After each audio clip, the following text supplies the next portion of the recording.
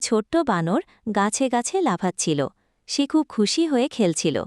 হঠাৎ সে একটা আম গাছে গিয়ে দেখে পাকা আম ঝুলছে। বানরটা লাফ দিয়ে আমটা পারল, কিন্তু গাছের নিচে এক হরিণ দাঁড়িয়েছিল। হরিণ বলল, আমারও খেতে ইচ্ছে করছে। ছোট্ট বানর হাসি দিয়ে অর্ধেক আম হরিণকে দিয়ে বলল, বন্ধু হলে ভাগ করে খেতে হয়।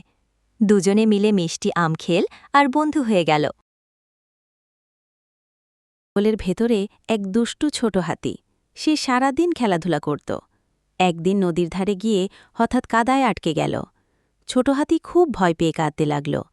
তখন তার বন্ধু খরগোশ, বানর আর হরিণ দৌড়ে এসে তাকে টেনে বের করল। ছোট হাতি শিখল যে বন্ধুত্ব থাকলে কোনো বিপদই ভয় নেই। বাঘছানা জঙ্গলে থাকত। সে খুব কৌতূহলী ছিল। একদিন সে ফুলের বনে খেলতে খেলতে প্রজাপতির পিছে দৌড়াতে লাগল। হঠাৎ পথ হারিয়ে ফেলল। ভয় পেলেও সে সাহস করে গর্জন করল।